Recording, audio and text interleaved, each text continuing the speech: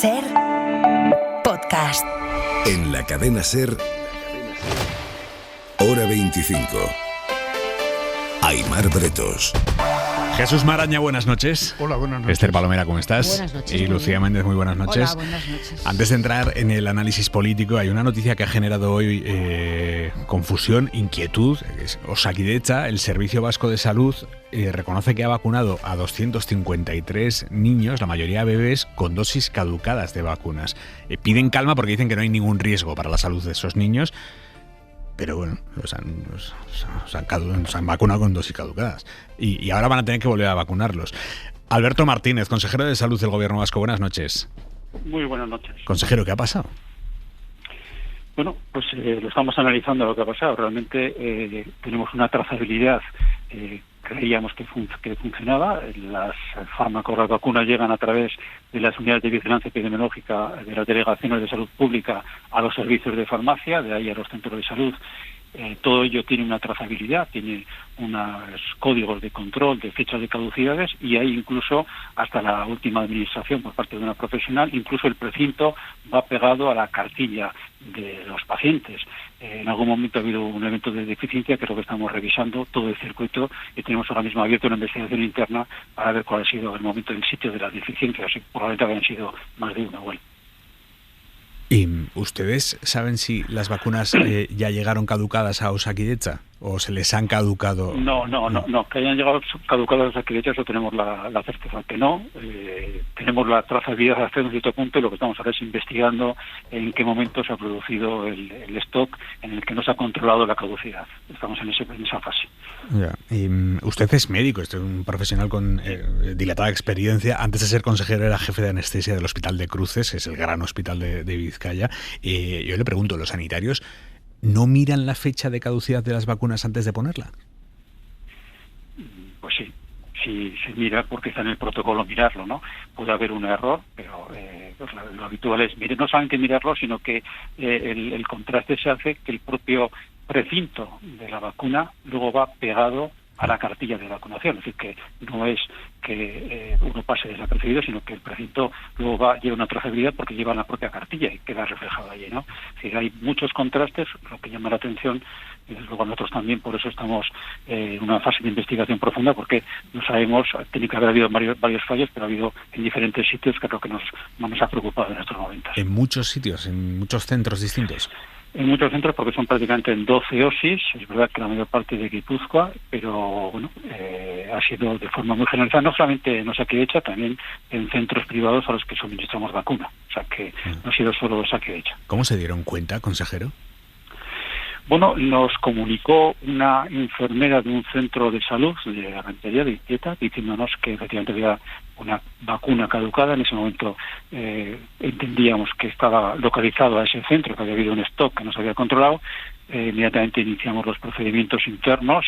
Nos dimos cuenta a los pocos días, a los 2 o 3 días, que el lote se estaba distribuido en más sitios, y lo que hicimos fue iniciar una incidencia para retirarlos todos los lotes, generar una alerta generalizada para toda Osakidetza, e identificar de alguna manera a todos los niños, no solamente niños, pero también hay adultos que pudieran estar afectados por esa vacunación. ¿Cuántos adultos hay, consejero?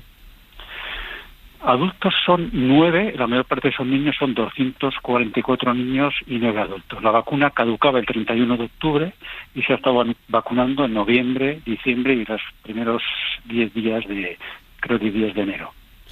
3 meses caducado no es poca cosa, ¿eh? ¿Ustedes pueden garantizar que no existe ningún riesgo para la salud sobre todo de los niños, de las personas que han recibido esas vacunas?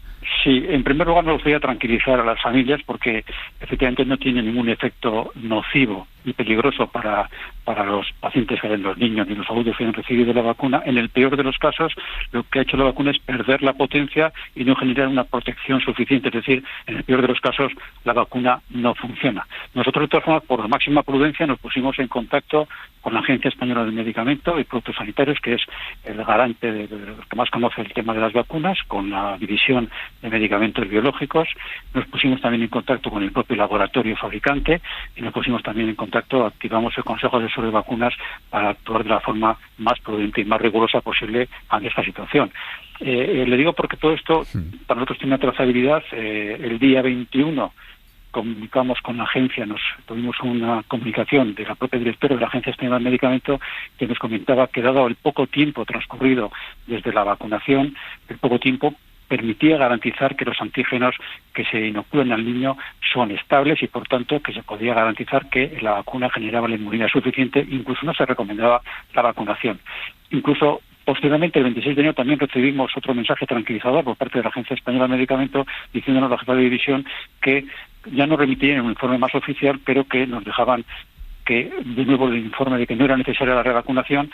A pesar de esto, nosotros activamos el Consejo Asesor dándoles la información que teníamos de estos informes, de esta información tanto de la Agencia Española del Medicamento como del propio laboratorio, que también nos hizo unas recomendaciones, y al final lo que es el Consejo Vasco, el Consejo Asesor de Vacunas de Euskadi, sí, la recomendación que nos hizo fue, a pesar de todo ello, como no hay riesgo en la revacunación, que es segura, lo que se plantea es garantizar al máximo, optimizar la máxima cobertura inmunológica de los niños volviéndoles a vacunar, ¿no? Claro, ese sería el planteamiento que hemos tenido el día 26, que es cuando se reunió el Consejo Asesor. Para que yo lo entienda bien, consejero, ustedes sí, no tienen la certeza de que esas vacunas hayan surtido efecto, digamos, hayan protegido a los críos, entonces van a volver a vacunarles porque consideran que no hay ningún riesgo en esa revacunización, a pesar de que los chavales ya puedan estar inmunizados con esa vacuna original, por mucho que estuviera caducada. Vamos a ver, no tiene riesgo, o sea, hay estudios que demuestran que no tiene riesgo volver a revacunar y, sin embargo, sí tiene un elevado beneficio el poder garantizar la máxima inmunidad posible a estos niños, ¿no? La idea es que el beneficio-riesgo, en estos momentos no hay más riesgo por volver a vacunar, volver a iniciar el proceso de vacunación, y pues como si hubiéramos administrado una vacuna sin efecto y volver a vacunar, aunque hubiera tenido un cierto efecto inmunológico, los estudios demuestran que no hay ninguna incidencia por volver a vacunar, y por lo tanto, en la garantía de que es preferible garantizar la máxima cobertura inmunológica, por eso el Consejo Asesor lo que nos recomienda es volver a revacunar, que es lo que hemos hecho hoy, informando iniciando la comunicación con las familias y activando ya de nuevo la vacunación de estas personas. ¿Y las familias cómo están? Entiendo que bueno, las familias están sorprendidas.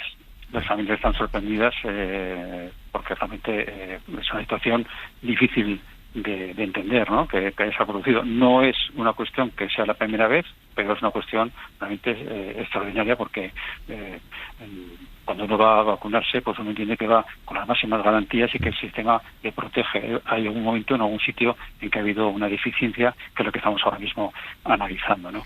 Sí me gustaría, porque hoy hemos tenido recalcar que hemos actuado con la máxima celeridad desde que hemos tenido conocimiento. Hemos actuado con rigor, porque nos hemos hecho un contraste ósea-ósea. Ha sido una tarea de identificar prácticamente cada uno de los centros de salud donde podía haber una potencial vacuna para poderse administrar o no, hacer un listado que ha sido exhaustivo. Hemos trabajado también con la máxima seguridad, porque hemos actuado preguntando no solamente a la Agencia Española de Medicamentos y Productos Sanitarios, sino también al propio laboratorio, que nos dijera cuáles eran sus criterios en función de sus estudios, y al Consejo Asesor de Vacunas. Hemos buscado la acción más segura, y además hemos actuado con la máxima prudencia también, porque lo que queríamos era que una vez que comunicáramos con los padres fuera con un criterio contrastado. Y desde hace días teníamos preparados todos los listados, pero que teníamos que tener la seguridad y la certeza de que la información que fuéramos a dar a los padres fuera tranquilizadora y además con la suficiente prudencia para decir cuál era lo mejor para su hijo en ese momento. ¿Y han podido localizar a todas las familias, consejero? Bueno, el procedimiento se ha generalizado esta tarde, de la última hora de la mañana, y estamos, son muchas familias, no todas han sido contactadas, pero en el plazo mañana teníamos ya identificadas cada uno, teníamos cada dirección de cada OSI que hagamos aquí, que son organizaciones integradas, quién tenía que identificar a cada familia, y se ha procedido a ello. No tengo el dato de si se han contactado con todas, pero me imagino que con bastante sí. Dígame una cosa, consejero, porque estamos hablando todo el rato de la vacuna caducada que se les ha puesto a esos niños, pero ¿hay niños a los que se les han puesto 2 dosis caducadas? Ha habido niños que se han puesto 2 dosis, muy pocos, que son los, creo que eran 9, pero son los niños que se vacunaron a principios de noviembre. Justo la vacuna caduca el 30 de octubre, en la primera semana de noviembre, como la vacuna es a los 2 meses, a los 4 meses y a los 11, los que le tocaba ese periodo de 2 meses ha podido coincidir. Hemos contabilizado 9 niños. En ese caso, la recomendación es que vuelvan a iniciar el proceso vacunal como si volvieran a empezar de cero. decir, el que tiene una dosis puesta caducada se administra una dosis, el que ha tenido 2 dosis caducadas, vamos a iniciar el proceso de vacunación como si no estuviera vacunado. Una dosis, al cabo de un mes o 2 meses se ha administrado la segunda dosis. Terminamos, consejero, y terminamos ya, pero ¿de qué eran las vacunas? La vacuna era una vacuna de difteria, tétanos, tosferina, polio inactivada, hepatitis B y hemófilus tipo B. Es una vacuna que lleva 6 antígenos diferentes para una protección de estas enfermedades, que bueno, hoy en día no es que sean muy frecuentes, pero es importante mantener el nivel de vacunación. O sea que entiendo, y ya le dejo de consejero, pero a esta hora no saben exactamente qué ha fallado. En estos momentos lo que sabemos es que se han administrado una serie de vacunas caducadas. Estamos analizando el proceso desde su origen, desde el proceso de compra. El proceso de compra en su momento ha sido un proceso que fue hace 2 años, fue un periodo de forma distinta a otras veces, se compró por un periodo más largo, se almacenó a través de un sistema de distribuidor farmacéutico guipuzcoano, de ahí se fue distribuyendo a las unidades de las delegaciones territoriales y de allí, según iban demandando, los diferentes OSIs iba distribuyendo a cada uno de los centros de salud. Allí había un garante, que es el farmacéutico, que recibe, que garantiza que la custodia del frío, de la cadena de frío, se ha mantenido y que además se mantiene una caducidad adecuada. Pero es que el control sigue además por la propia persona que luego va a inocular la vacuna, que el control es múltiple y lo que no sabemos es en qué momento se ha quebrado el sistema, y probablemente lo que nos estamos planteando ahora, además de una comisión en la que hay diferentes personas, es llevar también el tema a implantar sistemas electrónicos que complementen la propia actividad humana, porque en estos momentos ha fallado los controles. O sea, podemos estar hablando de un fallo humano múltiple, mucha gente fallando. Bueno, por lo menos es posible que en la cadena, la caducidad, fíjese que en las caducidades tenemos un sistema de alerta, en concreto, que es un sistema que está en el protocolo, que se llama un sistema de alerta máxima, que cuando la vacuna está por menos de 6 meses, tiene que generarse una alerta especial. Incluso llevamos una observación de deficiencia mayor, con la fecha de cabeza de menos de 6 meses. En algún momento ha quebrado, pero ha quebrado especialmente en el punto final, porque en algún momento la dosis, cuando vayamos al detalle de la trazabilidad, veremos en qué momento se ha recibido una vacuna que pudiera estar caducada. Y ahí nos daremos cuenta dónde ha quebrado el sistema. Pero a pesar de todo, no debe depender solamente de una persona, que esté analizándolo, sino intentar que sean sistemas electrónicos que garanticen que hay un doble contraste en estos momentos, ¿no? Alberto Martínez, consejero vasco de Salud, muchísimas gracias y buenas noches. Muchas gracias, muchas gracias, Raúl. Bueno, pues veremos en qué queda esto. Tampoco vamos a entrar a comentar nada, porque si ponen aquí a especular no nos va a traer nada bueno. Joder, que tú vas a vacunar a tu hijo y te encuentras con esto. A ver, yo creo que, como ha dicho al principio de la entrevista el consejero, se ha tratado de un error en cadena, ¿no? De un fallo en cadena, puesto que no se detectó en la unidad de vigilancia, no se detectó en el departamento de farmacia y no se ha detectado en los centros de salud donde se ha administrado la vacuna. Bendita esa enfermera, que es la que al parecer da la voz de alerta, ¿no? Y comunica que el lote que ha pasado por sus manos estaba caducado. No pongo en cuestión la celeridad y el rigor con los que el consejero ha dicho que ha procedido el gobierno vasco, pero no me quisiera poner en este momento en la piel de esos padres, de los bebés, porque por mucha tranquilidad que te intenten transmitir sobre la revacunación de una vacuna que protege de 6 enfermedades y alguna de ellas ciertamente grave, no sé yo si me atrevería a prestar a mi hijo a poner una nueva vacuna, porque si la efectividad no está garantizada con esa vacuna caducada, vale, pero si a pesar de estar caducada tiene carga viral suficiente, carga antígena suficiente como para la protección, poner una doble carga, a mí me parece que es una disyuntiva un tanto complicada para cualquier padre. No, lo que digan los expertos. Sí, bueno, pero ni aun con el criterio de los expertos no sé yo si me atrevería. No. Bueno, hay que reconocer que el consejero lo que he escuchado es una persona que transmite credibilidad, la verdad. O sea, decir, no, él asume todo lo que ha pasado, lo dice claramente. Y bueno, no sé, yo creo que es muy alarmante. Todo lo que se refiere a niños y bebés es realmente muy alarmante. Y las vacunas, en este caso, que están, bueno, en fin, muy pautadas en estos países nuestros civilizados, la vacunación infantil, pues, hombre, yo creo que si el consejero dice que no hay riesgo para la salud, pues seguramente será porque no lo hay. Si lo hubiera, pues realmente diría, pues vamos a investigar, ¿no? O vamos a... Se ha expresado de una manera bastante contundente, ¿no? En ese sentido. Claro, estos errores, supongo que lo que se hará pues es intentar que esto no vuelva a pasar nunca, ¿no? Es decir, eso como mínimo. Claro. En fin, son las 10:15 de la noche, las 9:15 en Canarias. En unos minutos va a estar aquí la portavoz del Gobierno, la ministra Elma Saiz, después de que hoy el Congreso haya tumbado, con los votos de PP, Vox y Junts, el decreto que, entre otras muchas cosas, incluía la subida de las pensiones. La derecha se lo ha tumbado porque dicen que no tienen por qué aceptar medidas con las que no estaban de acuerdo, pero que iban dentro de ese decreto, y que el gobierno podía haber tramitado cada cosa por separado y que entonces ellos muy gustosamente habrían votado a favor de las pensiones y de lo que tuvieran que votar a favor. Esto es exactamente lo mismo que pasó el año pasado. Exactamente lo mismo. Y semanas después se terminó desbloqueando y BP y Junts votaron a favor. Pero mientras tanto, millones de pensionistas estuvieron ahí unas semanas temiendo por la subida de las pensiones. Porque ahora en enero, la pensión de enero ya se ha cobrado con la subida. Ahora lo que tenía que hacer el Congreso era convalidar eso, tenía un mes de margen. O sea que si no se convalida en las próximas semanas, la pensión de febrero volverá a bajar. Esto no lo contempla nadie. Ustedes pueden estar tranquilos porque esto no lo contempla nadie. Que se pierda la subida de las pensiones. Ahora la cosa está en ver cómo se gestiona esto. Hoy Sánchez se ha comprometido a buscar una solución en un vídeo que ha subido a redes sociales. Lo han vuelto a hacer.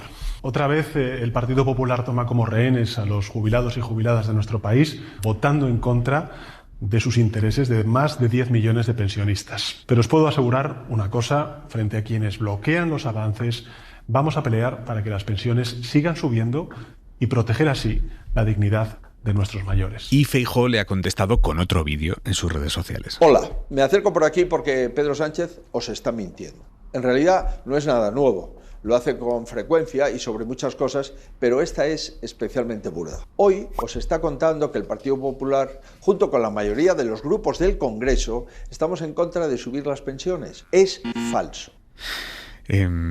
Os planteo, Maraña, Méndez Palomera, ¿tiene razón el gobierno y sus socios cuando culpan a la derecha parlamentaria de buscar excusas al exigir decretos por separado, que en el fondo lo que querían es tumbárselo ya?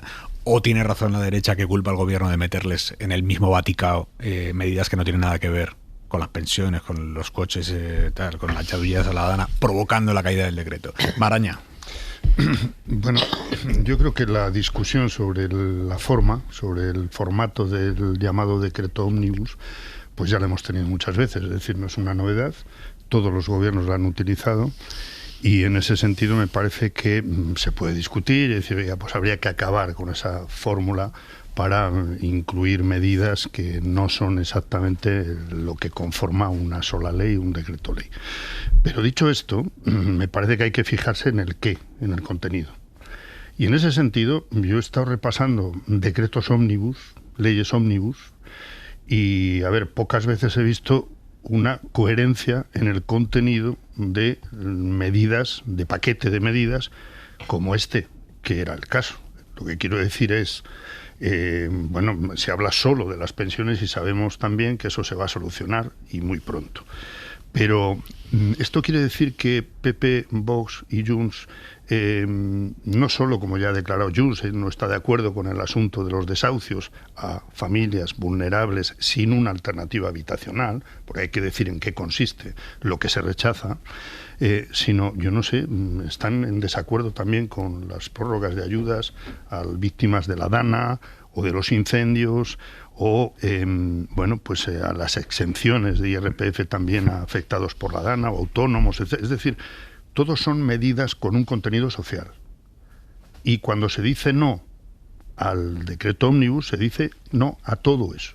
No es solo el asunto de seleccionamos los desahucios o los coches eléctricos, sino que hay un paquete de medidas, insisto, con una línea coherente en cuanto a contenidos sociales, y se dice que no al PAC.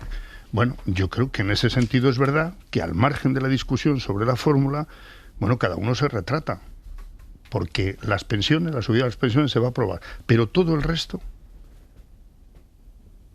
¿qué pasa con ello? Lucía. Es decir, ¿qué hacemos con todos los que van a estar afectados, como mínimo, por el retraso en un montón de medidas que estaban en este paquete? Dice el presidente del gobierno, lo han vuelto a hacer, sí, lo han vuelto a hacer los dos, el gobierno y los partidos en el Congreso. Esta mañana he estado por allí, era como el día de la marmota, ¿no? Es que ha pasado lo mismo que el año pasado.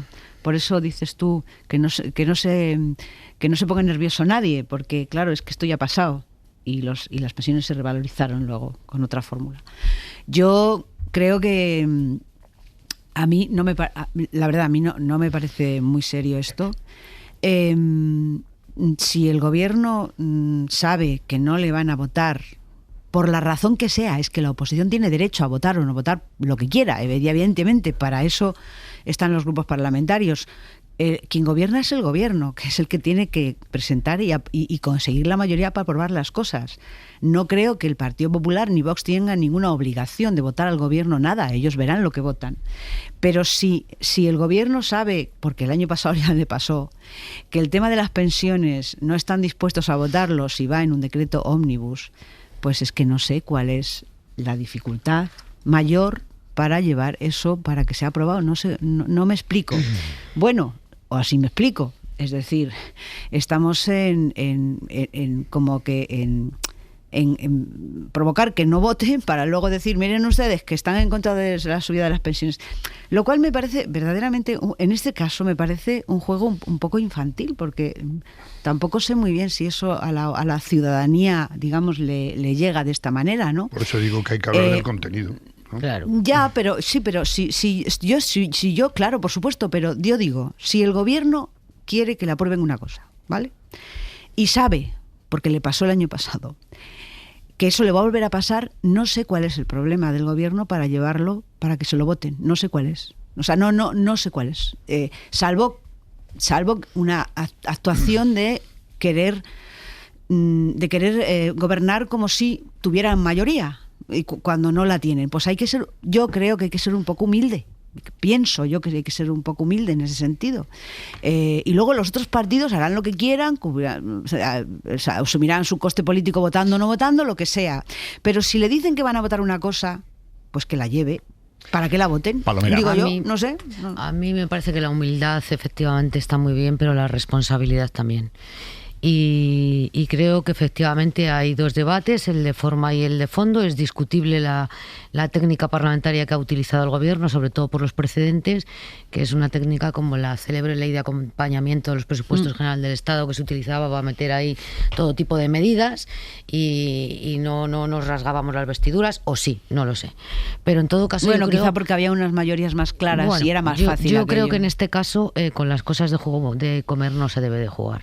Y aunque que todo el mundo esté tranquilo que esto se va a arreglar, creo que el Partido Popular, si tú crees que era consciente de que el gobierno le estaba tendiendo una trampa para obtener un rédito político, debería haber sido bastante más inteligente y votar a favor de la revalorización de las pensiones y del decreto, porque como dice Jesús, es un decreto de contenido social. O sea, ¿a qué se opone el Partido Popular? ¿En qué está en contra? Más allá de la discusión técnica sobre cómo se ha tramitado esta iniciativa. A mí me parece que estamos hablando de las cosas de comer de los pensionistas, que afecta a 10 millones de pensionistas, por no hablar de la gente que está afectada por los cortes de suministros, las jubilaciones de los guardias forestales, etcétera, etcétera, etcétera. Básicamente a lo que se pone el PP, porque lo hemos preguntado esta tarde, es a todo lo que tiene que ver con la vivienda, la moratoria los desahucios, de los lo que desahucios, llaman inquiocupación, pero es que la llamada inquiocupación es un término que se ha inventado la ultraderecha y que ha apadrinado la derecha. Porque a lo que ellos llaman inquiocupación tiene que ver con el problema de la vivienda, con el fondo del problema de la vivienda y el alquiler de la vivienda. Es decir, con familias no con unos desarrapados que llegan y se meten, no, con familias que cuando llegan a final de mes no pueden pagar el alquiler y por lo tanto, si están en una situación de vulnerabilidad, lo lógico es paralizar esos desahucios. Pero bueno, les ha salido muy rentable hablar de incocupación, ocupar espacios informativos y de formatos televisivos en los que entran además las empresas de seguridad privada hablando de inquiocupación, alarmamos a toda la población que parece que bajas a por el pan, como dijo en su día la presidenta de la Comunidad de Madrid, y te han ocupado la casa mientras bajas a por el pan, cosa que es absolutamente una falacia, pero en realidad de lo que estamos hablando es de lo que tiene que ver con la protección social de los ciudadanos, y a mí me parece que con esto no se debe de jugar. No, solo quería añadir, cuando comentaba Lucía, si saben que les van a votar en contra, ¿para qué lo llevan, ¿no? Pero claro, ahí hay que recordar que hace ya meses que tanto PP como Vox anunciaron que no iban a votar absolutamente nada que este gobierno llevara al Parlamento. Entonces, por esa regla de 3, no se puede llevar nada, ni sea ómnibus, sea minibus, sea lo que sea. El problema, Jesús, es que hay un precedente el año pasado, o sea, que ya pasó lo mismo. O sea, el asunto es que el gobierno sabe que ya le pasó esto. Entonces, no sé exactamente cuál es la razón por la que otra vez tiene que pasar esto. Bueno, es que pues quizá el gobierno intenta... Porque estuvo intentando negociar y no consiguió los apoyos. Claro, pero sobre el fondo, evidentemente, el Partido Popular y Vox y Junts tendrán que explicar por qué no votan a todo esto que has comentado, Esther. Esto políticamente tendrán que explicar por qué no votan. Ahora, lo de las pensiones es un tema. Es decir, no se puede mezclar con lo demás, ¿vale? Lo de las pensiones es un tema cerrado, no tiene nada que ver ni con la ocupación, ni con los desahucios, no tiene nada que ver con nada de eso. En un paquete de medidas sociales. Bueno, bien, pero es decir, no tiene relación con lo otro, me refiero, ¿no? Es decir, que el Partido Popular dice: a esto sí votamos, ¿no? Sí lo apoyamos. Oye, que a lo mejor luego no lo hubieran apoyado. No lo sé, pero además es muy sencillo. Es muy simple, si es que es muy simple, de verdad, no es muy simple. Si es que no... ¿Por qué no votaba? Ya has comentado el tema de desahucios y toda esa parte. Mira, nos dicen, todo lo que tenía que ver con la vivienda no lo apoyaban, en especial la moratoria de los desahucios. Todo lo que eran bajadas tributarias no se oponían realmente, ni la prórroga de las ayudas de la DANA. Básicamente el rechazo era por la moratoria antidesahucios. Pero entonces, yo digo, ¿por qué el gobierno lo hizo así? ¿Por qué? ¿Por qué hizo lo que el año pasado? Y va a tener otra vez que hacer lo mismo que el año pasado. Esto es lo que yo pregunto. ¿Cuál es la motivación? Una posibilidad es intentar que salgan adelante otras medidas sociales, si están de acuerdo, porque lo que iba a plantear no es más sencillo también que el PP, desde luego Vox no confío en que lo hiciera, ¿no? Pero el PP como partido supuestamente de Estado y demás, ¿no sería más sencillo decir, oiga, es que si usted saca de aquí esto y esto, todo lo demás yo lo voto? Eso no ha ocurrido, ¿eh? Bueno, más o menos es lo que han dicho, ¿no? No sé. No, yo creo que han dicho claramente lo de los desahucios, pero yo todavía no sé si están de acuerdo con todo lo que se plantea respecto a la DANA, a los incendios, a los coches eléctricos. Te digo una cosa de tal manera, yo te digo una cosa, gente, ¿eh? Yo te digo una cosa en la generalidad de la política. Yo sé que no estamos en un momento político ciertamente normalizado, porque no lo es. Bueno, no había nada más que escuchar hoy a Figaredo en la tribuna para decir que no estamos en un momento político. Allí, mira, escucha, que ha sido una salvajada. Figaredo, portavoz de Vox. Eso es lo que ustedes traen para los españoles, la ruina y la vergüenza. Dimitan de una vez y pónganse a disposición judicial. ¡Asesinos! Llamando asesinos a los miembros del gobierno. Lo ha quitado. Lo ha retirado. Lo ha retirado el presidente. Bueno, lo ha retirado el presidente, Claro, cuando se dan este tipo de intervenciones suena macabro decir, oiga, es que no me traiga usted las pensiones mezclado con no sé qué. Sí, pero vamos, oiga, si le considero un asesino, estamos hablando efectivamente de un grupo parlamentario que evidentemente tiene un comportamiento antisistema absolutamente y cuyas intervenciones pues son bárbaras, francamente. Es muy poco civilizado pero yo en términos generales lo que Lucía, lo que quería en un discurso y en otro Lucía, en el de Vox y en el del Partido Popular, sobre todo. Si me dejáis, lo que digo es: quien gobierna y quien tiene que conseguir la mayoría parlamentaria para aprobar las cosas es el gobierno. El Partido Popular no tiene ninguna obligación de votarle al gobierno lo que el gobierno quiere. Esto es así. ¿Y sentido en una común democracia? Tiene? ¿Sentido común tiene? Es que eso Pregunto, yo no lo estoy responsabilidad. Es que eso yo no lo estoy discutiendo. ¿No? Pero yo lo pregunto, cada uno, como tú dices, que no tiene obligación, obligación legal no tiene. Pero como aquí, pero sentido de la responsabilidad tiene. Pero perdona, como aquí en esta legislatura como no hay mayoría por parte del gobierno y no la hay porque sus aliados le han abandonado, en este caso Junts, pues resulta que cuando llevan algo al Parlamento el PP le tiene que votar, o si no, es que eso no es así. También, eso no es así. Quiero decir que este discurso es extensivo a Junts, a Vox y al Partido Popular. Bueno, vamos a preguntarle en unos segundos a la portavoz del gobierno qué va a hacer el Ejecutivo para que se aprueben todas las cosas que iban dentro de ese decreto y que hoy el Congreso ha tumbado. ¿Qué plan B tiene el gobierno a esta hora de la noche? Son las 10:30, las 9:30 en Canarias.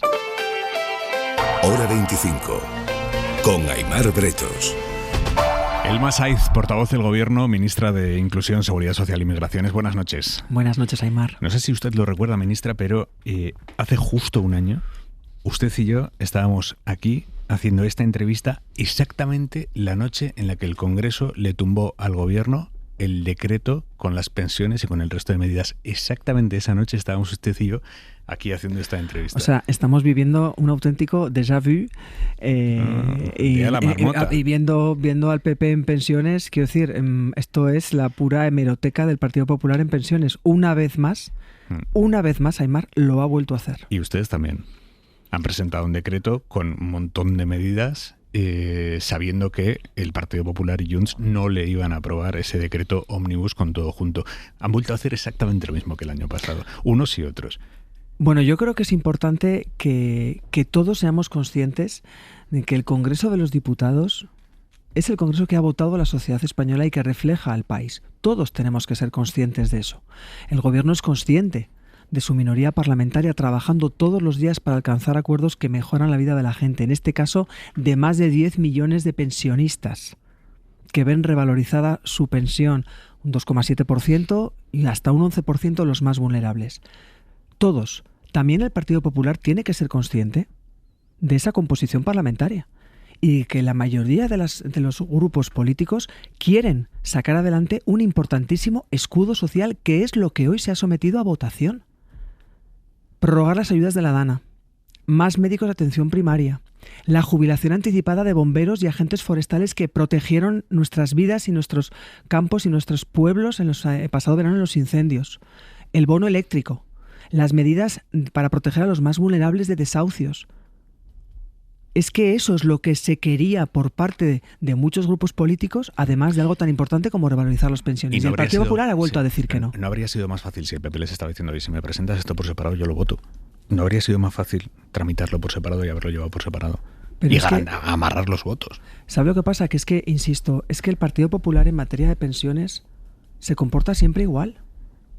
Si llevábamos hace meses escuchando a Feijóo proclamando que quería blindar constitucionalmente la revalorización de las pensiones. ¿Pero qué tomadura de pelo es esta? Si ha vuelto a hacer lo mismo.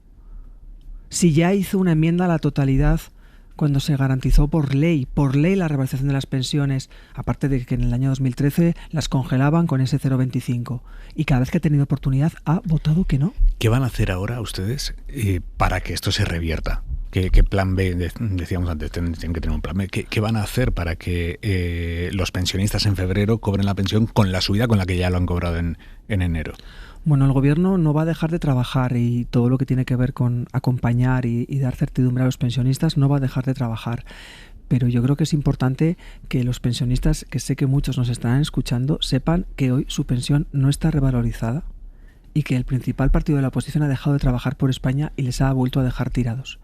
Y lo que estamos haciendo ahora es, no vamos a dejar de trabajar y estamos analizando la situación y analizando pues las posibilidades, las distintas opciones. ¿Entre ellas está el presentarlo por separado, lo que habrán presentado juntos? Bueno, yo creo que es importante que seamos conscientes de lo que ha pasado hoy y, como digo, no vamos a dejar de trabajar y vamos a ver cuáles son los escenarios. ¿Usted les garantiza a los pensionistas españoles que nos están escuchando que la pensión de febrero va a ir con la misma subida que la de enero y que para ello harán lo que haya que hacer? Afortunadamente los pensionistas saben perfectamente el histórico y la hoja de servicios que tenemos las diferentes fuerzas políticas. Y es este gobierno el que garantizó por ley que lo que sube la cesta de la compra suban las pensiones, en este caso un 2,7%, pero quiero recordar que en el choque inflacionista fue más de un 8%. todo, sin solución de continuidad. Siempre hemos estado ahí. Y más con ese compromiso doblemente reforzado o triplemente reforzado en las pensiones de los más vulnerables, lo que son las orfandad, la viudedad, que van por encima del 11%. Los pensionistas saben bien, porque cuando hemos tenido ocasión de demostrarlo, lo hemos hecho. Y eso es una hoja de servicios que nos permite mirar a los ojos a los pensionistas de este país. Quien tiene que dar explicaciones y explicar lo inexplicable, Aimar, es el Partido Popular. Y Junts también, que ustedes no le quieren atizar, pero vamos, que ha votado lo mismo. Bien, lo que pasa que está claro que el principal partido de la oposición ha dejado de ser un partido de Estado y los 138 diputados, creo que son del Partido Popular, han dejado de trabajar por España. Y eso es muy grave, Aimar. ¿Y lo de Junts? Bueno, pues evidentemente los grupos políticos tienen que explicar, pero es que el Partido Popular, quiero recordar que gobierna la mayoría de las comunidades autónomas de este país, muchas de ellas, y me gustaría escuchar las explicaciones que la señora Ayuso puede dar a los pensionistas madrileños cuando les ha hurtado con su voto 50 euros al mes, o el señor Azcón a los pensionistas aragoneses, o el señor Moreno Bonilla a los pensionistas y las pensionistas andaluzas. Esa es una gravedad máxima en un partido que tiene responsabilidades de gobierno en comunidades autónomas. Hoy el gobierno del que usted es portavoz ha aprobado ha dado el primer paso, digamos, para la regularización de cientos de miles de personas inmigrantes que están en situación irregular en nuestro país. ¿Tienen un cálculo exacto de a cuántas personas va a beneficiar esta medida? Bueno, son estimaciones, pero podemos estar hablando de en torno a 500.000 de personas. 500.000 personas. ¿Cuándo se tomó la decisión de hacer esto? Bueno, yo creo que es importante también ser conocedores, yo creo que la ciudadanía lo sabe, de que había una iniciativa de regularización en el Congreso, pues que había aglutinado más de 700.000 firmas, llevaba pues la impronta, por ejemplo, entre otros de Cáritas, y era una iniciativa que estaba metida en un cajón. Salió adelante con el único voto en contra de Vox. 310 votos a favor y 33 votos en contra. O sea, se empezó a tramitar... Abril del 2024. Se empezó a tramitar con el único voto en contra de Vox. Esto es muy importante, porque hay que recordar que en aquellos momentos Feijóo incluso verbalizaba, aparte de votar a favor, la toma en consideración, verbalizaba que el Partido Popular iba a ser sensible con estas personas. Pero se metió en un cajón, estaba absolutamente paralizada. Una de las principales fuerzas políticas se metió. Sí, bueno, ustedes tienen el control de la mesa. Bueno, vamos a ver. Quiero decir que estaba, es evidente, y yo creo que todos sabemos el importantísimo viraje que ha dado el Partido Popular en estos mensajes de política migratoria. Hoy han dicho que van a llevar a Europa la regularización. Una vez más, Feijóo haciendo el ridículo en Europa. Si hace lo mismo que ha hecho con Mercosur, que es votar a favor para luego pedir que se paralice la implementación, es una más de Feijóo contra Feijóo. ¿Les preocupa que los líderes europeos empiecen a hacer preguntas de, oye, ¿qué es esto que haya un país con el que compartimos espacio Schengen que empiece a regularizar a fíjese, gente? Está abriendo el New York Times ahora mismo, está abriendo su edición digital con la regularización española. Fíjese, en primer lugar, la propia Comisión ya ha comentado que esto se refiere a un asunto de política nacional. Esto, por supuesto, es una regularización que lleva el marco de la legislación absolutamente, y además quiero recordar que, por ejemplo, en los años 2020 y 2021, países como Italia y Portugal también hicieron procesos similares. Quiero decir que con toda tranquilidad del respeto a la normativa y al ordenamiento jurídico. Pero volvamos a lo que estaba intentando explicarle, ¿no? A ese viraje, a ese endurecimiento, más que nada porque le ha marcado el paso Vox, porque en todos estos meses en los que había muchísimas personas esperando a que esa iniciativa viera la luz, el Partido Popular ha pactado gobiernos autonómicos con Vox. Es más, ha hecho algo todavía mucho más grave. Hoy escuchaba a la portavoz del Partido Popular en un ejercicio máximo de cinismo, diciendo que ellos abogan por regularizar caso a caso. Quiero recordar que el Partido Popular junto a Vox votó en contra, no hace ni 2 o 3 meses en el Congreso, en contra de una norma que suponía, votó en contra del arraigo, votó a favor de una norma que pretendía eliminar la principal herramienta que a través del reglamento de la ley de extranjería está permitiendo la regularización caso a caso. Esa es la hipocresía máxima del Partido Popular. Votan para eliminar el arraigo y hoy, en ese ejercicio de cinismo, hablan de que ellos son proclives a regularizar caso a caso. como estaba parada, estaba pues anclada ahí y metida en un cajón, lo que nos hemos puesto es una fuerza política que evidentemente ha trabajado mucho, como Podemos, y que ha trabajado mucho para que esto viera la luz, y el gobierno también, yo misma, he verbalizado en muchas ocasiones que era muy importante que esta norma pudiera ver la luz, esta ILP en el Congreso, esta iniciativa de regularización. Nos hemos puesto a trabajar y hemos utilizado las herramientas de las que disponemos y hemos puesto esto, ha dado su pistoletazo de salida esta mañana. Dígame una cosa, en Sumar estaban informados y de acuerdo con que se le diera a Podemos este regalo político de poder hacer ellos el anuncio y capitalizar, por tanto, la regularización. Bueno, fíjese, el gobierno es un órgano colegiado. Quiero decir que cuando el gobierno propone la subida del SMI o impulsa una reforma laboral, evidentemente es una acción de gobierno que tiene también su propia marca en cada uno de los ministerios competentes. Y efectivamente, bueno, pues esto es algo propio del Ministerio de Migraciones y ayer mismo yo también tuve ocasión de hablar con la vicepresidenta y compartir pues este trabajo, insisto, que ha dado su pistoletazo de salida. ¿Antes o después de que lo anunciara Irene Montero? No, quiero decir que esto además es algo que es importante que se sepa, ¿no? Se ha iniciado un procedimiento y es ahora a partir de este momento en el que los ministerios van a poder ir haciendo aportaciones hasta que, como he dicho esta mañana, en torno al 8 de abril se pueda abrir de facto ya la solicitud. Pero insisto, yo creo que pues este gobierno toma medidas absolutamente conjuntas, y Sumar también, Aimar, fue una fuerza política que votó a favor de esa toma en consideración de la iniciativa que suponía iniciar el proceso de regularización extraordinaria. Preguntas prácticas, porque nos pueden estar escuchando muchas personas a las que les va mucho en esta regularización. ¿Qué van a tener que presentar? Bueno, lo que es importante es que vamos a hacer un procedimiento que sea ágil, fácil, eficaz. Nos hemos puesto deberes a la administración, nos hemos puesto deberes a nosotros mismos para que los plazos sean, como digo, que no haya trabas burocráticas innecesarias, que sea un procedimiento eficaz. Se va a abrir en torno a, más o menos será los primeros días del mes de abril, calculamos, estará abierto hasta el 30 de junio y a partir de ahí, pues vamos a diseñar un procedimiento específico, que es también muy importante, que todo va a estar, en manos, por decirlo de alguna manera, del Ministerio de Inclusión y de Seguridad Social. Se van a poder pedir estos trámites telemáticamente, también en las delegaciones. O sea, se va a poder hacer por internet.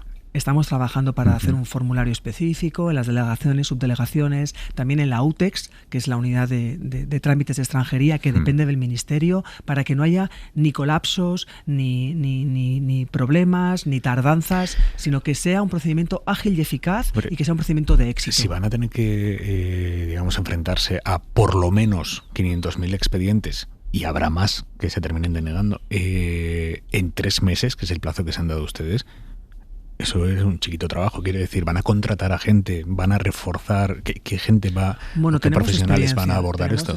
Estamos gestionando en la Seguridad Social una prestación tan compleja que pone en solfa diferentes administraciones y organismos como el ingreso mínimo vital. Por eso vamos a dedicar estas próximas semanas, que tenemos ahora tiempo hasta que lo que es la tramitación del Real Decreto, para precisamente diseñar ese procedimiento para que fluya, para que sea eficaz, ágil y que que sea un procedimiento de éxito.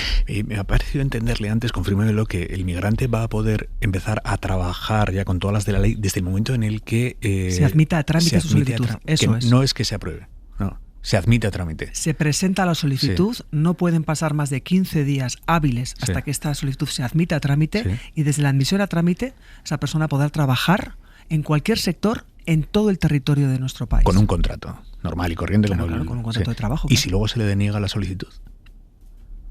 Tendrá esa posibilidad y evidentemente, claro, si luego el procedimiento pues tendrá que habrá los procedimientos, se tendrá que respetar el ordenamiento jurídico. Quiero decir, si luego hay cualquier problema en el procedimiento, efectivamente se tendrá que retrotraer y se denegará. Pero lo importante es que desde la admisión a trámite podrá empezar a trabajar. Yo creo que también es muy importante que este proceso es absolutamente compatible con una normativa que tenemos en vigor, que es el reglamento de la Ley de Extranjería, porque esto es un proceso de regularización extraordinaria que tiene una duración de un año, pero a partir de ese momento puede producirse el engranaje con las diferentes figuras que tenemos en el reglamento de la ley de extranjería.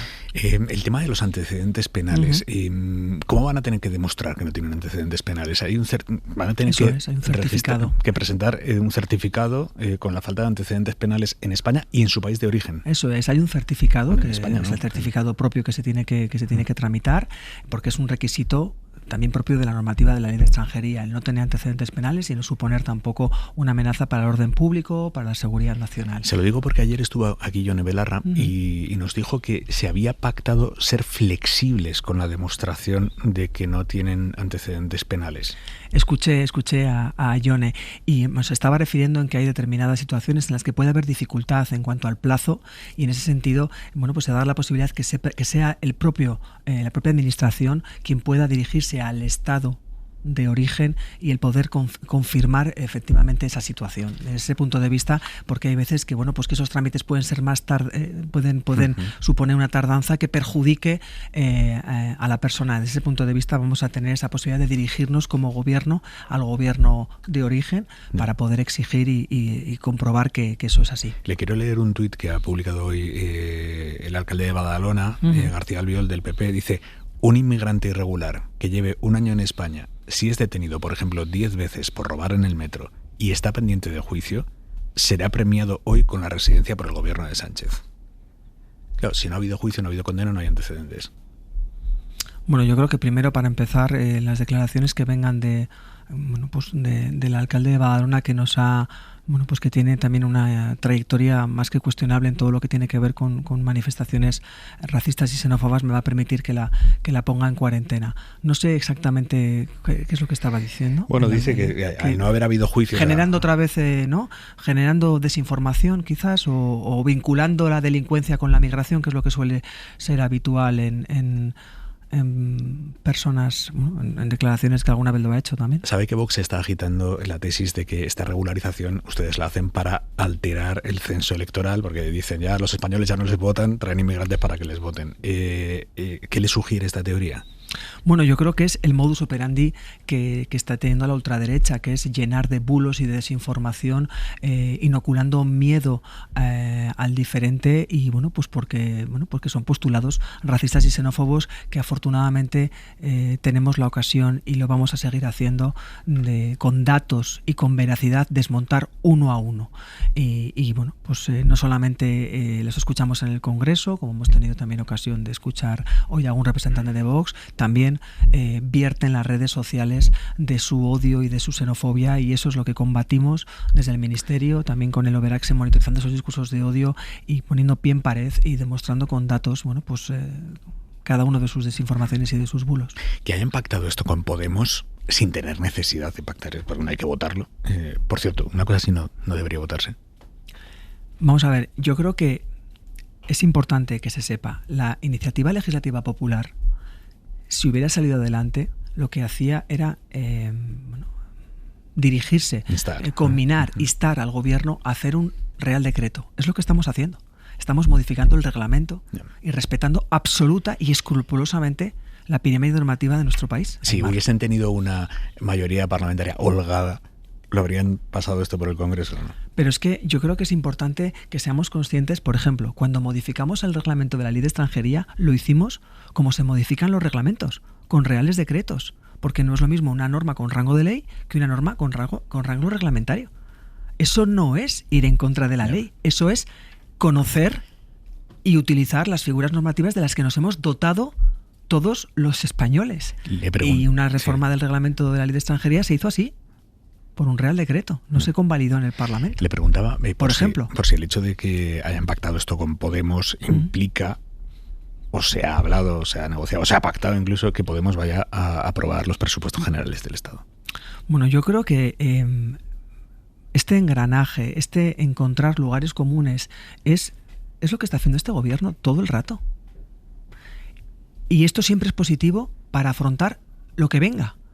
Se llame ley de presupuestos, se llame decreto para revalorizar las pensiones, se llame decreto para proteger a vulnerables. Esa es un gobierno del diálogo, un gobierno que tiende la mano y un gobierno que busca, en este caso, a formaciones con las que se comparten valores y con las que se comparten pues algo tan importante como dignificar y reconocer a personas que están en nuestro país, y eso es pues engrasar la maquinaria y encontrar lugares y espacios de confianza.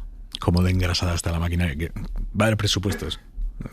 Bueno, vamos a trabajar, sabe que ya lo hemos confirmado, que en el primer trimestre que todos los años el gobierno, lo mismo, ministra. Pero fíjese, efectivamente, ¿no? Estamos con presupuestos prorrogados, pero es que eso no está obstando a dar respuesta a la cantidad de desafíos que saben que no son pocos, que estamos afrontando como sociedad. Estamos todos los días poniendo medidas que hoy, por ejemplo, en vez de dar certidumbre y que los pensionistas de este país se vayan a la cama tranquilos, hoy, por culpa del principal partido de la oposición, están llenos de incertidumbre. Hablábamos de inmigración y quiero que escuche lo que ha dicho el Lehendakari Pradales hoy después de reunirse con Pedro Sánchez. Él también quiere competencias en inmigración en Euskadi. Euskadi tiene que contar con capacidades políticas propias en materia migratoria. Hoy no dispone de las mismas y es fundamental para la cohesión social en Euskadi. ¿Esto se está negociando, delegación de competencias de inmigración para Euskadi? Bueno, no he tenido ocasión de seguir la reunión que ha tenido con el presidente. Bueno, por cierto, una reunión absolutamente dentro de un marco de diálogo. Creo que es la sexta vez que hay encuentros, en este caso del presidente con el Lehendakari. Bueno, dos administraciones que hablan, que dialogan, siempre con el marco constitucional, siempre con el marco, en este caso, del Estatuto de Euskadi. Pero qué positivo me parece, Aimar, que una comunidad autónoma quiera ejercer ese autogobierno dentro del marco constitucional como un ejercicio de responsabilidad en algo tan complejo como lo estamos viendo hoy, como la política migratoria. Qué importante que ante un proceso de regularización extraordinaria haya comunidades autónomas que conocen bien su tejido social y productivo y que quieran dar un paso e implicarse en esa integración de las personas que van a poder ver dignificada su situación, ¿no? Me parece que es algo absolutamente positivo y desde luego, se analizará y tendrá los cauces oportunos siempre dentro del respeto al ordenamiento y al marco constitucional. Ministra, en calidad de portavoz, el presidente del gobierno no va a acudir el jueves al funeral católico en Huelva por las víctimas del accidente de Adamuz. Mire, el gobierno va a estar representado al máximo nivel. El máximo es el funeral. Presidente del gobierno. Primero, déjeme, Aimar, que manifieste mi absoluto respeto, mi absoluta empatía y mi absoluta acompañamiento al dolor de las víctimas del accidente. El Gobierno de España va a estar representado al máximo nivel, será la vicepresidenta segunda quien acompañará a sus majestades los reyes y también, en este momento... Primera. María Jesús Montero. Sí, perdóneme. María Jesús Montero, y además acompañado de otros miembros del Ejecutivo que no sé en este momento detallarle. ¿Por qué se ha descartado que vaya el presidente?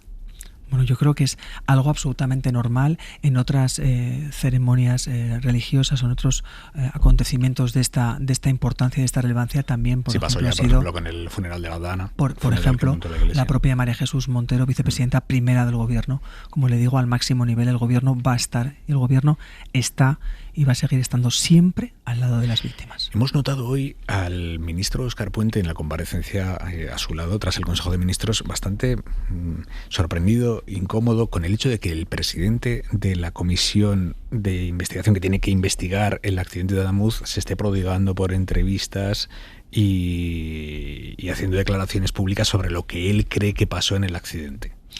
Bueno, yo mire, lo que estoy viendo en el ministro de Transportes, en el ministro Óscar Puente, desde el minuto cero, es un absoluto compromiso con la transparencia, con la información, con la empatía con las víctimas. A mí, personalmente, como responsable política, me dignifica absolutamente el ministro Óscar Puente, que está compareciendo, dando todas las informaciones minuto a minuto, en un ejercicio de transparencia, de poder dar las respuestas precisamente a quienes más las necesitan, que son las víctimas.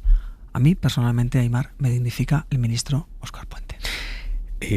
Si bajo un gobierno del PP hubiese habido un accidente de trenes con 45 muertos y el ministro o la ministra de Transportes la primera noche hubiese dicho que era un accidente extraño porque lo atribuía, no lo atribuía, porque decía, es que se ha renovado completamente la vía, y después a los días hubiésemos sabido que el lugar en el que se produjo el accidente era una soldadura entre un carril renovado y otro no renovado, ¿ustedes estarían pidiendo la dimisión de ese ministro?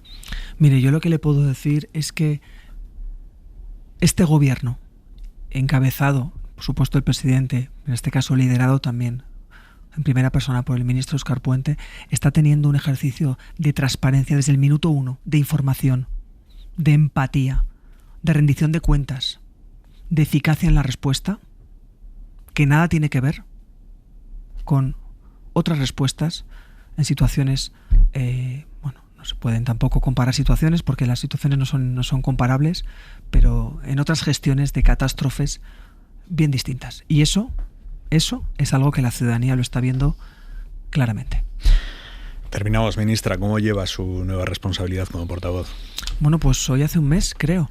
Y la verdad que es un orgullo ser la voz del Gobierno de España y hoy me va a permitir que en días tan importantes para este país, donde por los mensajes que estoy recibiendo y porque sé que hay mucha gente a la que pues se ha dignificado, pues es especialmente grato ser la voz o la portavoz de este gobierno, que trabaja todos los días, todos y cada uno de sus integrantes, por mejorar la vida de la gente. Elma Saiz, portavoz del gobierno. Ministra, muchísimas gracias y buenas noches. Buenas noches, Aimar. En la cadena SER, Hora 25. Aimar Bretos. Y ya está por aquí Manu Carreño, muy buenas. Hola Aimar, lo primero que te digo que mañana no te pierdas Carrusel, que desde las 8:15 hasta las 11:30 que empiece el larguero va a ser una pasada, la última jornada de la fase de liguilla de la Champions con 18 partidos a la vez. Nos faltan teles para poner todos los partidos a la vez. Si no te importa, yo al mismo tiempo voy a estar haciendo un programa. Te vamos a estar viendo, ¿eh? Aquí también, uno de los monitores va a estar con Hora 25, exactamente. Pero mañana Carrusel especial en la última jornada de Champions.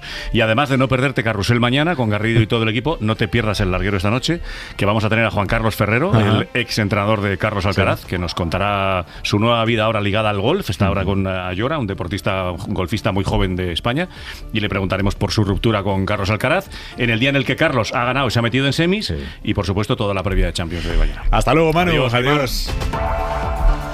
Y mucho cuidado con el tiempo mañana, porque viene lluvia intensísima en todo el país y viento también. Jordi Carbó, buenas noches.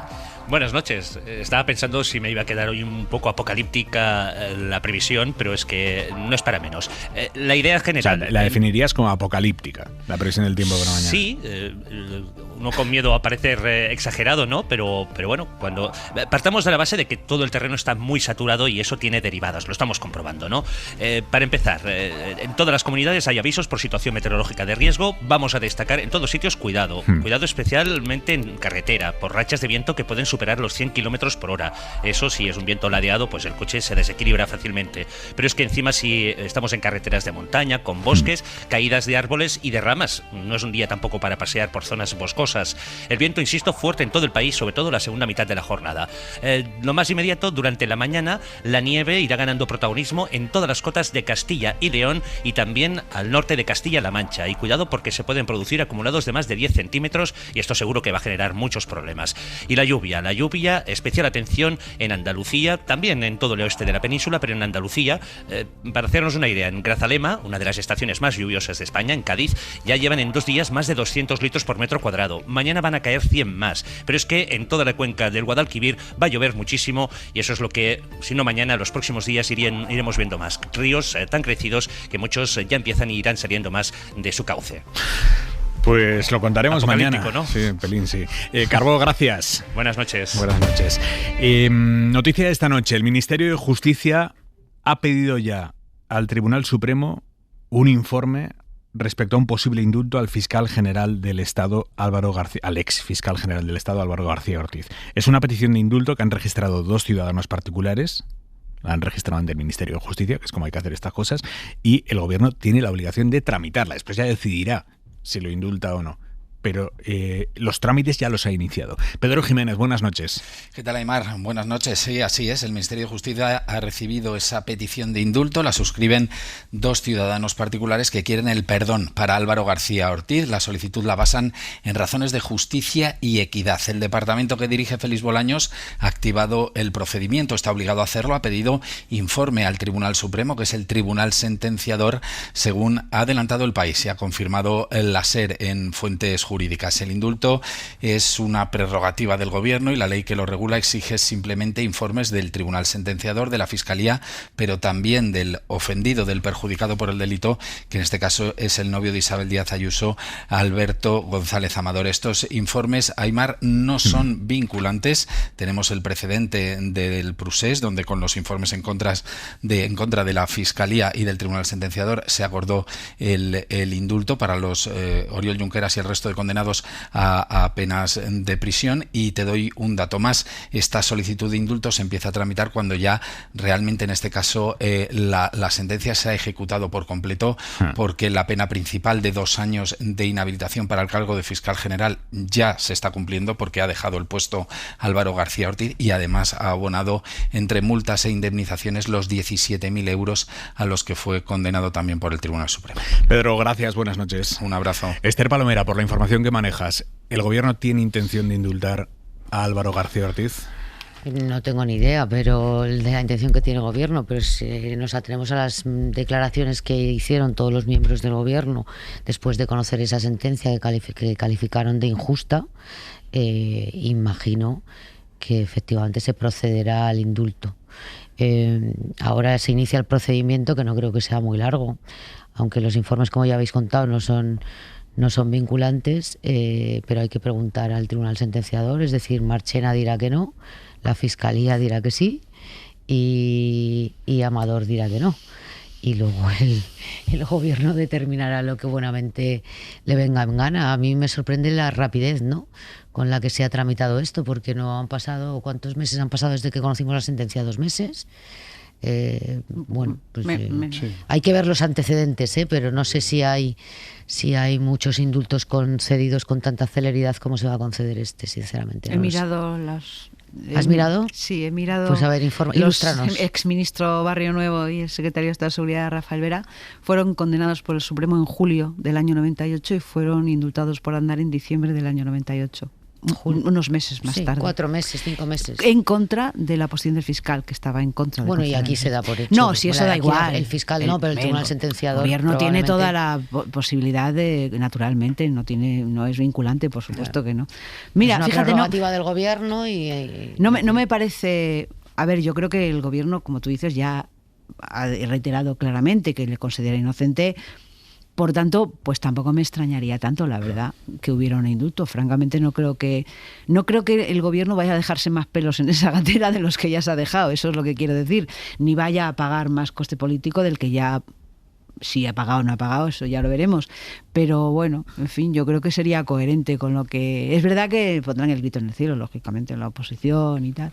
Lo que sí me ha sorprendido en lo personal, que el novio de Isabel Díaz Ayuso haya pedido que no se le que le expulsen de la carrera pero fiscal. Esto también es una decisión que tiene que tomar la fiscal general del quiero Estado, decir, ¿no? que ya es algo como un poco sí, o sea, es algo que no se puede explicar nada más que por la inquina personal, que me parece un asunto muy feo, vaya. Bueno, yo supongo que a cualquiera, yo me incluyo, ¿no?, que le pareciera una sentencia absolutamente infundada, pues no le parecerá extraterrestre que se solicite el indulto para alguien que se considera, yo considero que es un inocente condenado, ¿no? Y ya hemos explicado, yo creo que más de una vez, las razones por las que pienso eso. Pero es que hoy mismo hemos conocido un manifiesto de decenas de juristas, magistrados, fiscales, catedráticos de Derecho, etcétera, que describen esa sentencia como absolutamente injusta y que no debería haberse producido porque destroza la credibilidad del alto tribunal, ¿no? Yo, fíjate, tengo mis dudas sobre si al propio García Ortiz le parece mejor que se le indulte rápidamente o que siga todo el recorrido que ya ha iniciado, pidiendo un incidente de nulidad, aunque sepa que eso no lo va a conceder el tribunal, pero está un poco ahí la base.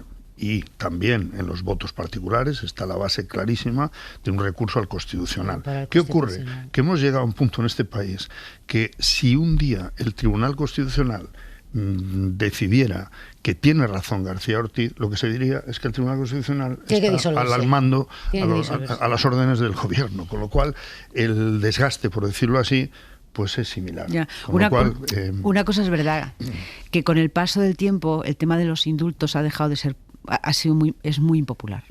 Es decir, yo me acuerdo, por ejemplo, que el gobierno del Partido Popular indultó a unas personas de Unión Democrática que habían incurrido en corrupción, que eso, por ejemplo, ahora mismo no lo harían.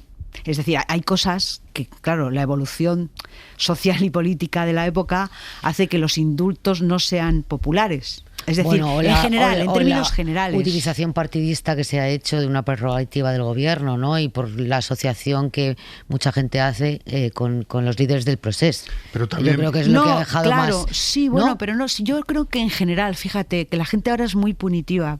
Es decir, que la sociedad ahora es muy partidaria de castigar y no perdonar. O sea, la evolución, digamos, de la sociedad, no digo ya en función de los partidos políticos ni del voto, sino en general, ¿no? Lo que ocurre es que mayoritariamente había una sensación de injusticia en la sentencia de Álvaro García Ortiz. Es decir, desde el mismo momento que la sentencia convierte a los entornos como nuevos sujetos penales, algo que no habíamos conocido hasta ahora en la historia del derecho penal, y viendo las declaraciones que vimos en directo en el juicio, la sensación mayoritaria es que se había cometido una injusticia con el fiscal general del Estado. Bueno, eso yo mayoritario no lo sé. Yo si es sí así, lo creo, no lo sé. Es decir, eso, pero bueno, eso es discutible, pero bueno, que eso da igual.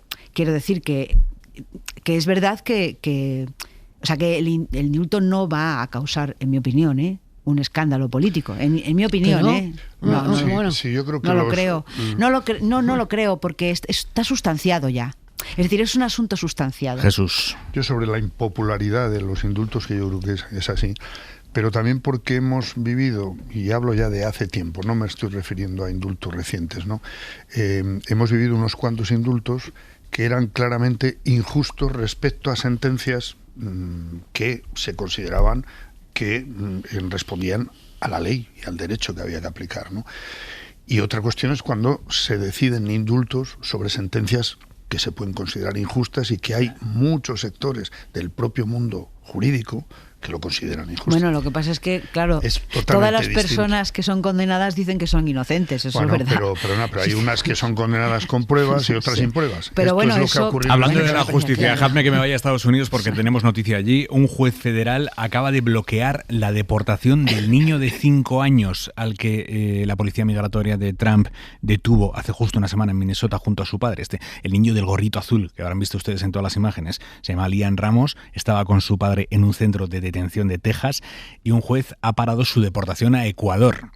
Washington, Sara Canals, buenas noches, que lo iban a deportar. Eso es. Sí, buenas noches, Aimar. Sí, a ver, hoy un juez federal ha dictaminado este juez que cualquier posible o prevista expulsión de este padre y su hijo de 5 años, Liam, queda inmediatamente suspendida hasta nueva orden y establece además que tampoco podrán ser trasladados a otro distrito judicial, a otro estado.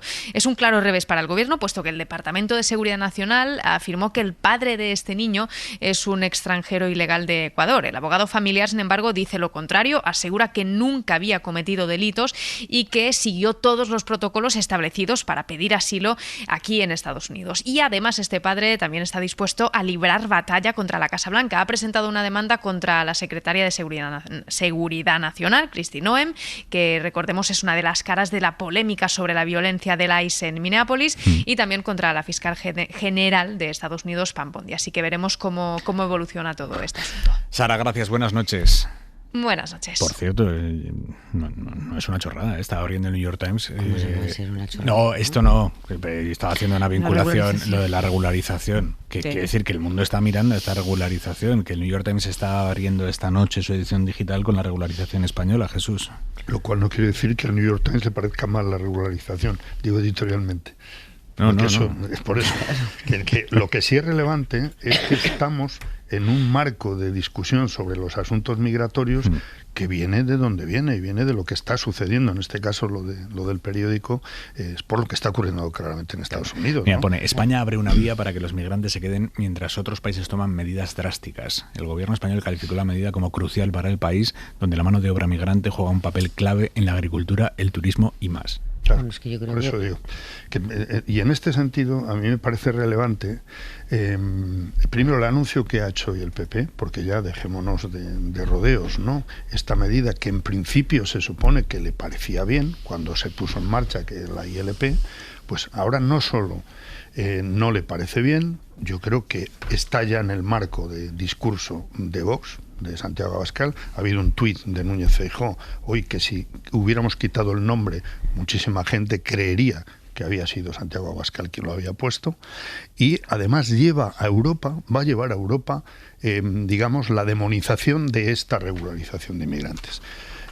Bueno, yo pregunto, ¿pero qué alternativa se propone sobre más de 500.000 personas? Que las personas, espero que todavía estemos de acuerdo en que no son legales o ilegales, son personas en primer lugar, y además que ya están, muchísimas de ellas, están trabajando en este país. Lo que pasa es que están trabajando en condiciones irregulares, y lo cual les deja indefensos en determinadas esferas de la vida diaria. Por ejemplo, a la hora de encontrar una vivienda y otras muchas cosas más, ¿no? Entonces, lo que plantea en este caso el PP es lo que plantea Vox, es decir, deportar a 500.000 personas. Porque si no, ¿qué es lo que se plantea? Que yo no sé si es que en un principio estaba más de acuerdo el PP con la Iglesia Católica y ahora ya no, o cómo es el asunto. Pero si empezamos por contemplar el respeto a las personas, a los derechos, y luego la cuestión, digamos, pragmática, y lo que ya se aporta, ¿qué pretendemos? Dejar en la oscuridad, como si desaparecieran más de 500.000 de personas. Es decir, habrá. Y luego un respeto también a los datos, pues cada vez que se emplean argumentos como que esto produce un efecto llamada, en las 10 regularizaciones que se han hecho desde los años 80 en este país, los estudios que se han hecho posteriormente han demostrado que no ha habido efecto llamada con las regularizaciones. Lo que produce efecto llamada es cuando la gente ve que en un país se puede conseguir trabajo, se puede trabajar, se puede salir de la miseria, por ejemplo. Yo creo que en la posición que hemos conocido en las últimas horas del Partido Popular solamente hay falta de coherencia respecto a la que había sido su posición cuando se aprobó la toma en consideración de la iniciativa legislativa popular, donde el Partido Popular, no solamente las declaraciones que se han recordado en estas últimas horas de Borja Semper, sino el propio Feijóo dijo que él tenía soluciones para la gente que estaba en esta situación, y esa falta de coherencia solamente se explica por el seguidismo de Vox y por el temor a Vox. Espera, Palomera, vuelvo contigo, es que en el PP dicen que no hay contradicción. Julia Molina, buenas noches. En el PP insisten en que no hay contradicción, aunque en su día se abrieron a apoyar una regularización de 500.000 personas y el propio Feijóo aseguró que el PP sería sensible con ellas. Hoy la portavoz en el Congreso, Esther Muñoz, defendía que solo están a favor de las regularizaciones individuales. Nosotros no hemos cambiado de opinión. Cuando Feijóo dice que hay que dar soluciones a personas, lo seguimos manteniendo individualizadamente. Lo que no entendemos son las regularizaciones masivas y además vinculadas a la residencia durante 5 meses y no al empleo. Los populares aseguran que denunciarán la medida ante sus aliados europeos, misma respuesta que ha tenido Vox, que además pide reunirse con el comisario europeo de Interior. En esta pugna por encabezar el rechazo a la medida, la ultraderecha va un paso más allá. En un vídeo colgado en sus redes, Abascal defiende que la regularización es una invasión. La invasión también mata. Este 500.000 de regularizaciones llamará a otros millones, que agravarán aún más el colapso de la sanidad, de la vivienda y de la seguridad. Varios diputados de Vox también han arremetido contra la medida con mensajes xenófobos y alentando la teoría de la conspiración del gran reemplazo. Esther. Bueno, yo sí creo que hay falta de coherencia y basta con escuchar la intervención del Partido Popular en aquella toma en consideración en el Congreso de los Diputados. Es falta de coherencia y es una posición que no tiene nada que ver con la del año 2024. Y yo entendería este cambio de criterio y este seguidismo si el Partido Popular, lo criticaría igualmente, pero al menos tendría una justificación si el Partido Popular estuviera rentabilizando todas estas posiciones que son primas hermanas de las de Santiago Abascal. Pero es que las encuestas lo que le dicen al Partido Popular es que Alberto Núñez Feijóo no despega como líder de la derecha española y que el partido, lejos de capitalizar el desgaste del gobierno, el Partido Popular lo está capitalizando Vox. Por lo tanto, no sé a dónde quiere llegar. Y luego, respecto a lo de Estados Unidos, y el gobierno, es que yo creo que la situación en Estados Unidos y lo que está haciendo Trump en Minneapolis no ha sido una cuestión que haya pasado desapercibida para el gobierno cuando ha tomado ahora esta decisión. Yo creo que había 3 objetivos claros. 1, el reconocimiento de derechos por encima de cualquier otra cosa. 2, retejer la relación con los socios de investidura. Lo ha hecho con Esquerra, lo ha hecho con el Partido Nacionalista Vasco y ahora intenta hacerlo con Podemos. Y 3, situarse como antagonista de las políticas que en este momento se están desplegando en los Estados Unidos. Bueno, hoy hemos escuchado al ministro Óscar Puente, no sé si la palabra es molesto, ¿no?, con el perfil público que está empezando a adoptar el presidente de la comisión que tiene que investigar el accidente de Adamuz con 45 muertos. Es Íñigo Barrón, el presidente de la CIAF, que dijo sentirse sorprendido por el hecho de que en la renovación de esa línea de alta velocidad no se cambiaran todos los carriles. Dice que es técnicamente perfectamente se puede hacer, pero que ellos creían que se había cambiado todo. Bueno, hoy Puente ha venido a cuestionar la exposición pública del presidente de la CIAF. Creo que uno de los problemas que puede presentar el que el presidente de la organización que está investigando el accidente haga manifestaciones públicas es que nos obligue a entrar en un debate público sobre cuestiones en las que no deberíamos estar, ¿no? Porque no es así la situación, ¿no? Manifestar sorpresa desde un entorno ferroviario altamente cualificado sobre cuál ha sido el contenido, el alcance de la renovación, a mí sí que me produce sorpresa, porque esa información está disponible públicamente. Saber lo que se ha hecho en esa línea, basta con entrar en el portal de contratación de Adif y verán en qué ha consistido. Y luego ha llegado a decir que este señor está basando su exposición pública en hipótesis sin un informe de laboratorio. ¿Qué sugiere esto? Bueno, a mí esta mañana, yo la verdad es que cuando leí ayer las declaraciones del presidente de esta comisión de investigación, lo primero que uno piensa es, no es que tenga una exposición pública, sino ¿a qué dedica esas manifestaciones públicas? Si tú vas a presidir y presides la comisión de investigación de un accidente con 45 víctimas mortales, hombre, me parece que sembrar ya hipótesis concretas a la vez que dices no está todavía los resultados de la investigación para asegurar esto, pues hombre, esto es como si un juez antes de empezar un proceso ya dice por dónde probablemente vaya la sentencia. Yo creo que es un error que se haya desvelado qué es lo que piensa antes de que se produzca toda la investigación, ¿no?, que acaba de empezar.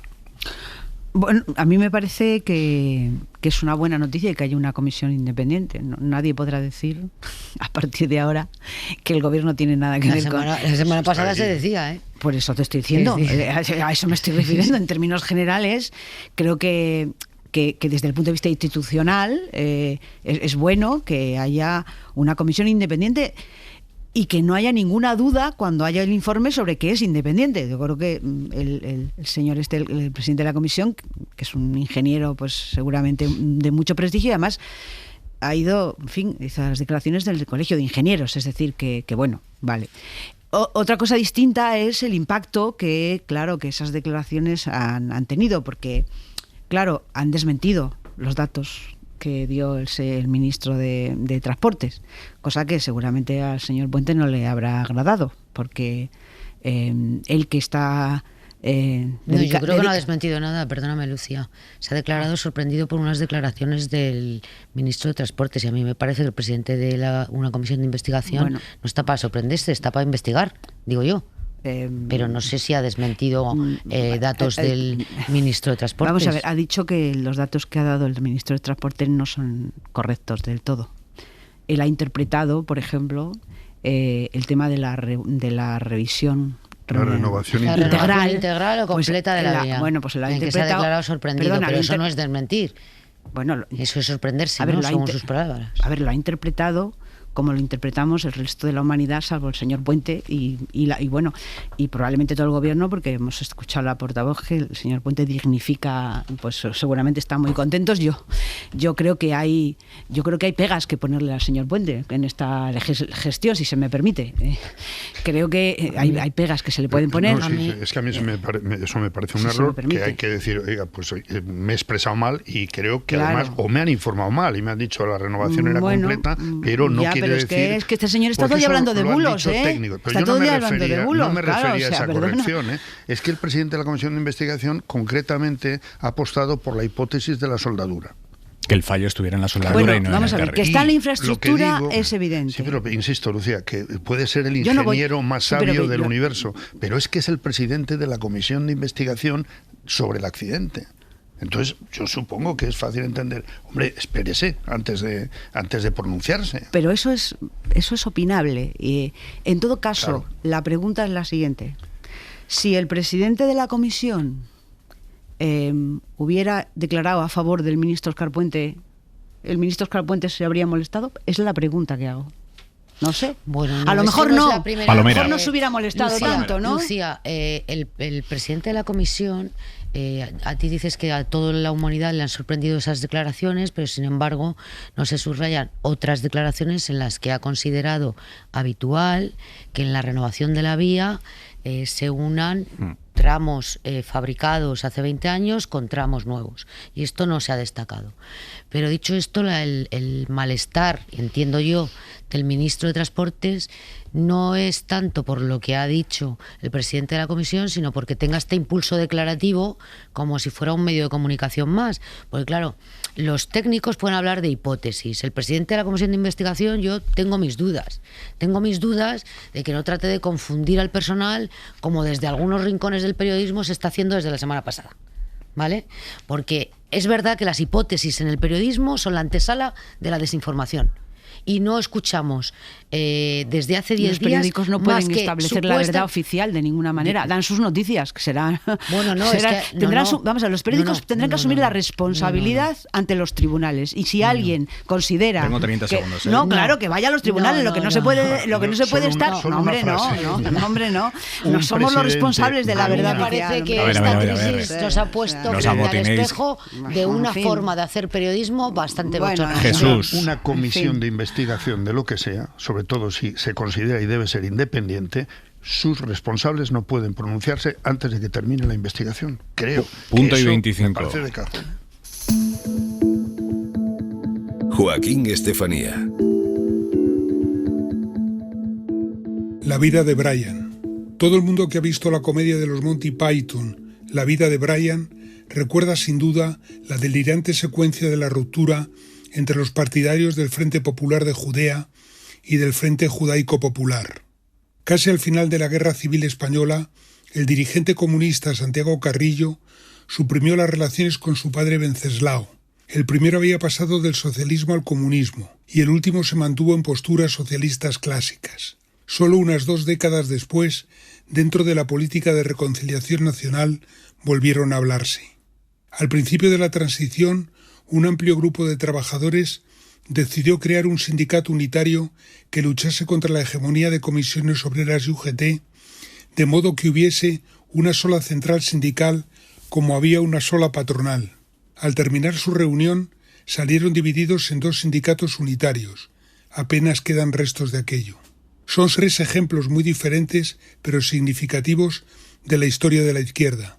Las luchas fratricidas y divisorias han acabado muchas veces con la posibilidad de que mandaran y cambiasen el mundo.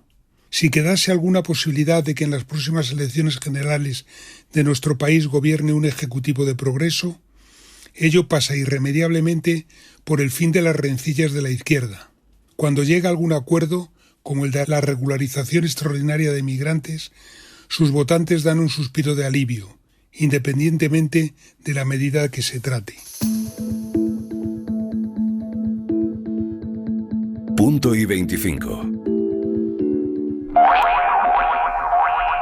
Abrimos ya el larguero, está por aquí Manu Carreño, pero antes dejadme despedir a Esther Palomera, a Jesús Maraña, a Lucía Méndez. Un abrazo, amigos. Para no perderte ningún episodio, síguenos en la aplicación o la web de la SER, Podium Podcast o tu plataforma de audio favorita.